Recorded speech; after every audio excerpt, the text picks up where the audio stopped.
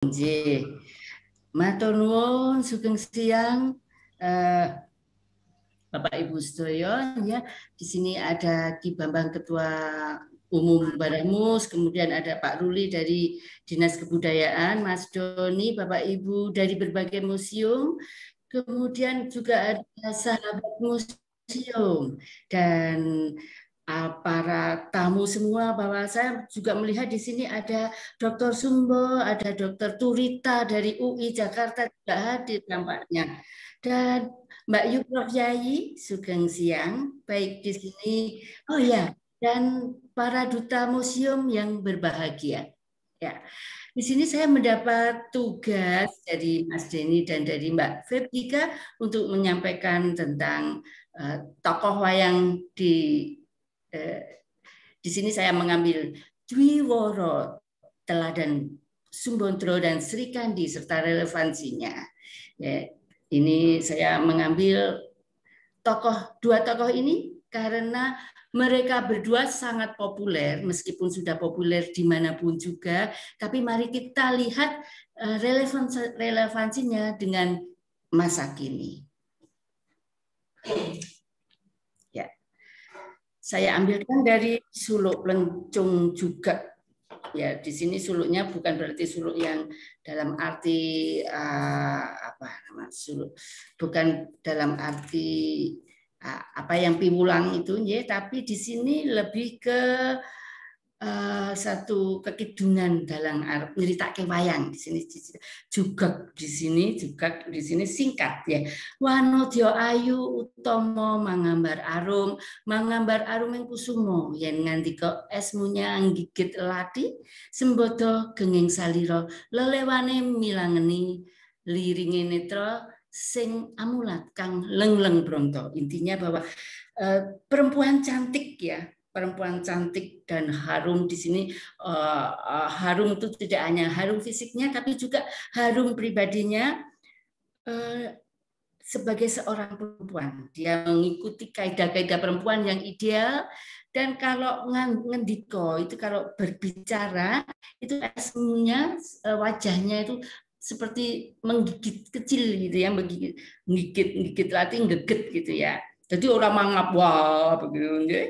Sembodo genging saliro, sembodo di sini pantas, dedek itu pantas, lelewane milangeni gayanya membuat rindu banyak orang, liringin netra itu kerling matanya membuat asmara. Tapi dia bukan seorang penggoda, memang diparingi kanugrahan seperti itu. Secara kuantitas tokoh wayang wanita tidak banyak dibandingkan dengan tokoh wayang laki-laki. Namun demikian, tokoh wanita masih eksis berperan dalam kisah-kisah pewayangan dengan segala peran yang disandang. Peran tersebut melekat secara kodrati maupun situasi yang sedang dihadapi. Bagaimana toh yang kodrati itu seperti apa? Mari kita lihat. Bahwa tampak ada penyebutan nama yang disandang sejak lahir. Kalau itu namanya Betari, itu sinonim dengan Dewi. Kalau Dewi, di sini kami ambilkan dari kamus ya, Bau Sastro. Dewi itu sesebutaning putri, ya, bidodari, penyebutan putri bidodari. Woro, sinten yang namanya, siapa yang di sini namanya Woro? Wow, itu sesebutaning putri, penyebutan putri. Biasanya kalau Woro itu terus piyantune alus dan sebagainya. Tapi kita lihat juga Woro sekarang yang bagaimana? Woro Sri Kandi, apakah Woro Sembodro? Di sini Roro ada perawan atau gadis. Endang putri neng pandito. Jadi ini ada istilah-istilah yang kodrati melekat pada nama tokoh wayang. Kalau kita di dalam tokoh wayang itu nyandang yaksi, ya pasti dia akan bentuknya raksasa perempuan. Ya, kalau itu Dewi ya biasanya akan posturnya postur perempuan yang ya seperti perempuan itu, bukan seorang yaksi, bukan seorang Gandharwi. Itu yang kodrati. Tapi juga penggambaran wanita dalam pewayangan Jawa itu juga tergantung dari situasi dan kondisinya. apakah itu perannya dalam pewayangan, ya itu tampak ketika dihadapkan situasi dan kondisi yang dihadapi oleh tokoh. Kapan dia menjadi prameswari? Kalau dia prameswari itu garwaning ratu atau permaisuri. Kalau dia sebagai selir atau ampeyan itu yang bukan permaisuri. Tapi kalau dia emban, abdi pemomong atau abdi pengasuh. Tapi juga perempuan itu karena situasi dan kondisi ia menjadi seorang senopati. Sebagai contoh adalah Sri Kandi, lelurahing prajurit, pemimpin prajurit. Meskipun dia perempuan tapi juga memimpin prajurit. Kita akan tahu mengapa dia seperti itu. Nanti mari kita lihat slide selanjutnya. Sekarang tentang mengenal sosok Sembodro. Dia kita juga sering menyebutnya Subodro, Sembodro, tergantung, dan itu semua benar. Tidak ada kok Sembodro, Subodro, memang tergantung kebiasaannya ya. Nama lain dari Dewi Sembodro itu juga terkenal dengan Dewi Loro Ireng. Kemudian Dewi Maduretno, nama kecilnya Dewi Brotojoyo. Dia adalah putri Prabu Basudewo. Nah, Sembodro ini punya putra namanya Abimanyu. Tampaknya kalau kita berbicara tentang hal ini hampir semua tahu ya. Wataknya bagaimana? Wataknya setia, sabar, tulus hati, berbakti kepada suami dan keibuan. Biasanya kalau seorang perempuan misalnya, wah, Jan, kaya Sembodro tenan. Pasti dia, kalau kita yang mengenal wayang akan bisa langsung macek, oh mesti kayak posture kayak ngono, lagak-lagiane halus. Kemudian tatapan matanya itu tidak rongah jelalatan gitu enggak, tapi pasti luruh. Karena memang dalam condronya tentang ciri-ciri Sembodro itu matanya luruh, tidak kocak ya, tidak ndelok ngiwonengen, apalagi perangainya dia tidak mungkin akan biayaan. Nek itu tokoh Sembodro biayaan pasti itu wali maliane siapa yang tidak bukan Sembodro asli ya. Tidak pernah iri kepada istri-istri Arjuna lainnya. Bahkan rela mati demi menjaga kesetiaannya kepada Arjuna ketika Burisrawa mengejarnya. Jadi di sini di kisah wayang ya, di kisah wayang itu Sembodro itu tokoh yang digambarkan ya tadi ya, lemah lembut, ora bisa nesu, di apapun ya, dikasari ya, oh istilahnya zaman sekarang, oh ya wis, nek pancen ngono ya wis. Nanti akan beda lagi dengan Sri Kandi. Sebetulnya yang saya sampaikan di sini itu hampir semua sudah paham, tapi bagi yang belum, mari kita simak selanjutnya tentang Sri Kandi. Dia adalah putri dari Prabu Drupada yang tercipta karena api suci yang dipuja oleh Prabu Drupada ya. Dan dia adalah saudara Drupadi dan Drestojumna. Sri Kandi terkenal sebagai pemanah yang ulung. Wah, sudah nanti apa saja yang diahleni ya. Dia ahli apa sih Sri Kandi ini? Mana pemimpin perang dan sebagainya. Mengapa seperti itu? Ya karena dia tercipta dari api suci yang dipuja oleh Prabu Drupada. Dan kalau mau mendengar kisahnya lebih lanjut nanti di lain waktu ya. Yang jelas dia adalah titisan dari Dewi Amba. Ambo gitu ya. Mengalahkan Bisma dalam Bratayuda. Itu di dalam kisah-kisah bisa kita ketahui tidak berputra. Di sini ada juga kisah yang berputra ya kayaknya, tapi ini saya mendapat catatan tidak berputra. Wataknya luwes, kewes dalam berbicara. Ya, kalau sudah seperti itu, dia tidak mungkin dalam kategori Sumbodro, tapi kategorinya yang kewes. Ya. Lantep panggraitane dalam hal memanah. Berjiwa pemberani seperti laki-laki. Ini deskripsi yang sering kita jumpai di teks-teks wayang. Nah, kita akan melihat kalau di kisah-kisah kuno yang ada di kitab-kitab ya, di naskah maupun lontar, itu sebentar ya, termasuk dalam Kakawin Minor, Sembodro Wiwoho ini, mengisahkan tentang Arjuna ketika dalam pengasingan dan berkewajiban menolong dunia. Maksudnya menolong dunia itu membebaskan dari angkara murka para Danawa dan sebagainya yang merusak dunia. Hingga akhirnya bertemu dengan Kresna dan diundang ke Dwarawati. Nah, di sana ia melihat Sembodro, adik Kresna dan Baladewa.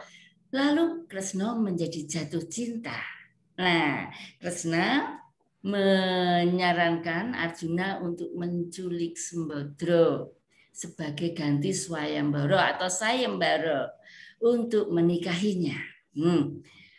Meskipun sempat ditentang oleh Baladewa, pada akhirnya Arjuna diizinkan menikahi Sembodro dan dengan demikian memperkuat ikatan antara Kresna, Baladewa, dan para Pandhawa. Jadi memang melalui perkawinan biasanya dua belah keluarga atau banyak keluarga menjadi satu atau menjadi bersekutu.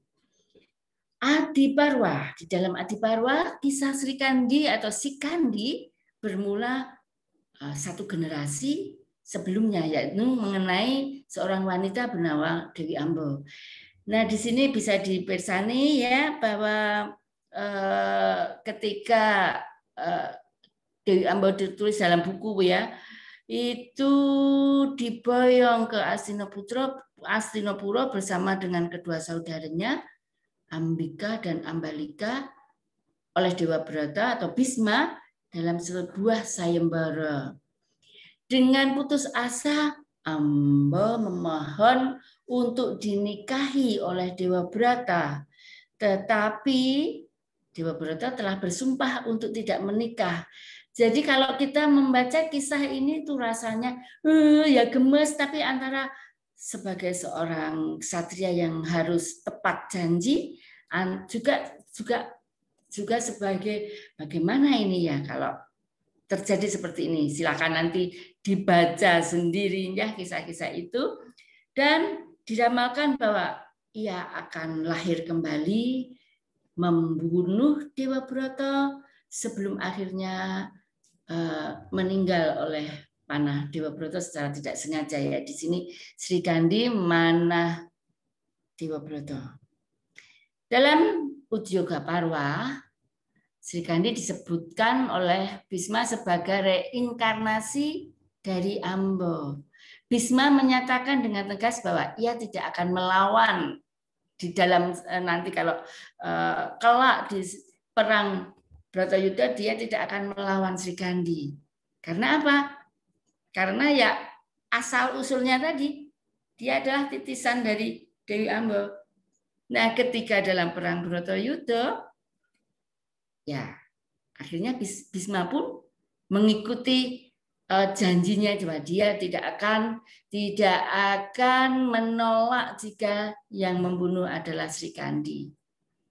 Ya, karena mengetahui hal ini dalam perang Bratayuda, Arjuna bersembunyi di belakang Sri Kandi dan menyerang Bisma dengan panah-panahnya hingga Bisma tewas. Itu semua kita zaman dulu di mana ya, di TV mana itu ada Mahabharata. Oh, sanggar bisa ada lagu seperti itu, nyodeng kruyuk, ayo nonton ya. Kisah-kisah seperti ini memang menyenangkan sekali dan kita bisa belajar dari kisah-kisah tersebut. Kemudian surat Pustaka Raja Purwa juga disebutkan di sini tokoh Sembodro dan Sri Kandi. Nah, saya terima kasih di sini infonya dari Pak Anung yang ahlinya dalam Pustaka Raja Purwa. Kalau beliau saat ini hadir, terima kasih ya Pak Anung dan Mbak Kesia sudah merunut tentang yang dari Pustaka Raja Purwo. Lakon-lakon. Nah, mari kita lihat dalam lakon pewayangan itu Sri Kandi dan Arjuna ada di dalam kisah apa saja? Ada di dalam kisah Mustakaweni. Perkawinan Priyambada dan Mustakaweni, pertarungan Sri Kandi dan Mustakaweni, ya itu sering sekali diperagakan dalam fragmen-fragmen, potongan-potongan tarian ya. Ada Kongso Adu Jago, Partokromo, Abimanyu Lair, Sembodro Larung, itu terkenal sekali kisah ini. Mayanggono, Sidojati, dan masih banyak lagi karena ini sudah berapa menit lagi nih Mas Doni. Danumoyo, ada Bambang Margono, silakan bisa dibawa sendiri ya di sini. Sukmo Dadari, itu di sini hilangnya Sembodro, Sri Kandi, Larasati karena mereka menjadi raja di Giripuro dengan nama Sukmo Dadari. Di dalang-dalang juga sering mengangkat kisah ini ya. Kemudian Peksi Dewoto, ada juga Mangun Taman Mairokoco, itu sangat populer sekali. Kalau kita mendengarkan wayang Ki Haji Sugito juga pernah ya. Sri Kandi Meguru Manah itu juga selain populer di kisah-kisah di dalam naskah maupun lontar, bahkan ada juga di kisah populer zamannya siapa ya? Loh lagi. Ya.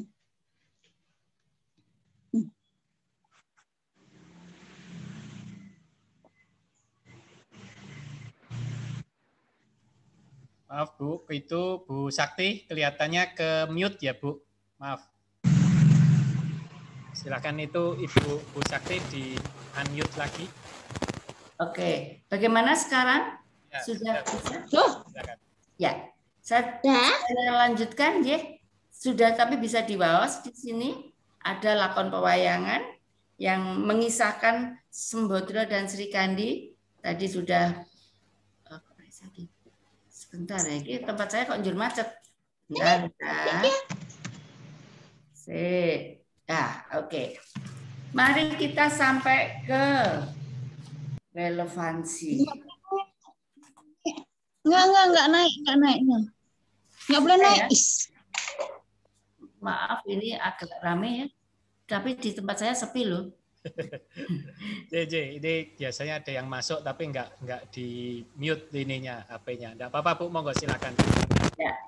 Saya oke sampai ke relevansi keteladanan Sembodro dan Sri Kandi di masa kini. Nah, ini Mbak-mbak, mari kita pelajari di sini apa yang bisa kita lihat dari watak-watak mereka. Sri Kandi di sini Sembodro ya, seorang wanita hendaknya berwatak setia, sabar, tulus dan berbakti kepada suami seperti Sembodro. Seorang wanita juga harus memiliki watak berani, lantip dan luas seperti Sri Kandi. Pengertian lantip di sini, lantip itu melebihi pinter loh ya. Kalau pinter itu dari sinau. Sinau kita jadi pinter. Tapi kalau lantip itu sudah lebih ke cerdas, sudah tahu kalau saya begini nanti resikonya apa. Itu sudah dengan pertimbangan-pertimbangan masa. Itulah watak Sri Kandi, lantip di sini. Wanita sebagai pemangku turunan. Ini kami ambil dari bukunya Ki Hajar Dewantara ya, mengatakan bahwa seyogianya bisa meneladani watak tokoh wayang Sembodro maupun Sri Kandi disesuaikan dengan keadaan dan tempatnya. Pemangku turunan, istilah ini saya ambil dari pendapat Ki Hajar Dewantara. Sebagai pemangku turunan harus memperhatikan sifat sebelum diberi lajer turunan lelaki ya. Itu sebagai pemangku turunan harus bersih dulu, harus bersih hatinya, juga fisik, psikis, mental, spiritual. Nah, di sini. Menurut Ki Hajar Dewantara, pemangku turunan itu bagaimana? Wanita adalah calon ibu yang memiliki banyak peran sebagai pemelihara rumah tangga, juru rawat kalau anak dan istri, anak dan suami sakit atau siapapun pasti yang disambati apa? Doh biung, biung itu nak biung itu ibu. Doh hiung kan dari doh biung. Pengasuh dan pendidik anak. Biasanya kalau ada PR-PR, Bu, ya itu dengan senang hati pasti seorang ibu akan mendampingi anaknya. Dengan meneladan watak kedua tokoh tersebut diharapkan seorang ibu dapat lebih mudah dalam menjalankan tugasnya karena dia tahu bahwa watak-watak itu bagus. Juga dari serat piwulang putra-putri Bab Polokrama, ini kaitannya dengan perempuan ya, karena kita berbicara di sini dalam rangka perempuan juga, bahwa kepantasan seorang perempuan dalam tatanan itu tidak goyah terhadap kepantasan tutur kata yang patut sebagai seorang perempuan. Di sini di dalam teks-teks berikutnya itu artinya bahwa perempuan itu ya tidak wak-waan, tidak cekakaan, ngomong buanter, kemudian bengok-bengok ya. Dan di sini hingga paham sastra atau sastra, lebih tepatnya ini sastra bukan sastra ya, paham sastra. Karena ini teksnya teks Pakualaman, pengertian sastra sendiri ada maksudnya sastra yang dalam, terus sarana yang nyata, bahwa dia harus bijaksana dari apa yang dilihat, dirasakan dan didengarkan itu diolah untuk dipakai sebagai bekal dalam hidup. Itulah perempuan yang baik. Di sini dia tidak goyah pada tatanan. Ada lagi dari piwulang putra-putri Bab Polokrama, nanging aja bungah den eringi dipun eling yen wong wadon sira, wadon wadon pepadon, padu reksa ya iku kang kareksa gupiting dan sebagainya. Silakan diwaos, terjemahannya di sini sudah ada. Namun jangan senang hati jika dihormati. Hati-hati ya, ketika dihormati dipunduk-punduk wis rumangsane yo aku ya dihormati. Lah, njur dadi lali. Ya, itu tidak boleh. Dihormati ya sembah nuwun Gusti dan saya akan selalu lebih baik lagi. Ingatlah kamu adalah wadon. Wadon itu wadung gon pepadon. Artinya senjata untuk menyatukan, bahwa perempuan itu tugasnya menyatukan, bukan memisahkan. Jadilah kita menjadi orang yang bisa, yang mampu menyatukan. Menyatukan penjagaan, yaitu yang dijaga adalah batasnya rahasia. Orang jur obral. Orang jur, maaf saya pakai campur-campur bahasa Jawa ya. Tidak terus kalau mendengar sesuatu terus disebarkan. Sebarkan di sini tidak hanya melalui pembicaraan ya, tapi sekarang tak ceritani ya, sudah melalui cering terbang lah itu. Maksudnya batasilah pembicaraan pada hal penting yang dimilikinya. Terhadap suami jika satu tujuan dan satu rasa pasti akan membahagiakan suami. Di sini ya penting sekali persatuan hati antara perempuan dan laki-laki. Di sini wadon. Ingat selalu apa kok disebut wadon? Oke, wadon kang praknya alus lan roh loro tunggale siji lan kali yang sungapan tempur segara gung. Bahwa perempuan yang pandai dan halus budi mengetahui dua hal yang menjadi satu. Laki-laki dan perempuan pasti punya kebiasaan A dan B. Ya, seperti kumpulan sungai dan muara yang berkumpul menjadi satu di samudra luas. Itulah wadon. Orang jur mintanya dihormati terus, mintanya nuntut terus.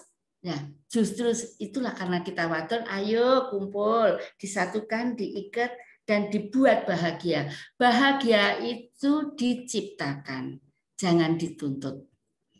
Ingkang tetep tresno terus ing batin tiarjane ibarat lir saka ring kowe mongko ompake yang tetap mengasihi dengan setulus hati. Pengupayaan keselamatan diibaratkan seperti tiang dan engkau seperti penyangga tiang. Ompak ya. Bayangke nek sokone sakmene ompake ya kudu luwih amba. ini sebagai penyangga seperti itu terhadap saudara-saudaramu. Jadi menjadi pelindung, menjadi menghangatkan, ngayomi, itulah wadon perempuan. Nah, ini tinggal 2 slide lagi ya. Ilustrasi saya ambilkan dari naskah di baku halaman. Di baku halaman itu ada 2 naskah yang sama, yaitu Bratayuda ST11 dan Bratayuda ST14 kode koleksinya. Di sini pada masa Paku Alam 2, mari kita lihat bersama. Ini gambar ini sudah sering saya sampaikan di mana-mana pun kalau saya berbicara tentang perempuan, hubungannya dengan intelektual dan sebagainya. Kedua putri yakni Sembadra dan Sri Kandi berada di dalam kereta berjendela tertutup tirai sehingga tidak tampak ya di dalam gambar ini. Ditarik 4 ekor kuda dikendalikan Sais ya di bagian belakang ya dan sebagainya. Ini deskripsinya. Yang penting kita ketahui bahwa di dalam kereta itu tidak tampak Sembadra dan Sri Kandi. Mengapa tidak tampak? Karena naskah ini ditulis pada zaman Paku Alam 2 sekitar 1830-an ya. Tidak tampak bahwa perempuan itu tidak boleh tampak menonjol. Oleh sebab itu gambarnya pun tidak ditunjukkan. Berbeda dengan pada naskah dengan judul yang sama, ya kereta berjendela terbuka, jendelanya terbuka loh ya. 2 penumpang Sembadra dan Sri Kandi tampak dari luar. Ini merepresentasikan kebijakan Paku Alam 5 terhadap terbukanya kesempatan bagi perempuan meraih pendidikan tinggi.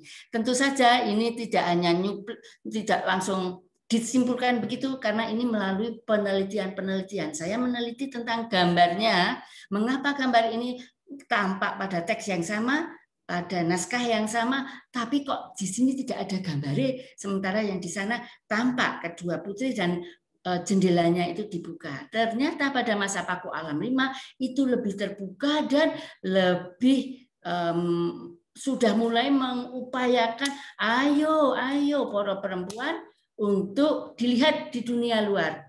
Ya, sekolah itu mulai dari Paku Alam 5. Nah, di sini juga ada Mas Doni. Mas Doni monggo nanti silakan dari Paku Alam keberapa ini ya, dan Mbak Yuyayi ya. Nah, matur nuwun, sampun cekap Mas Doni dan mohon maaf jika ada kesalahan atau kurang bagus. Matur nuwun. Matur nuwun sangat juga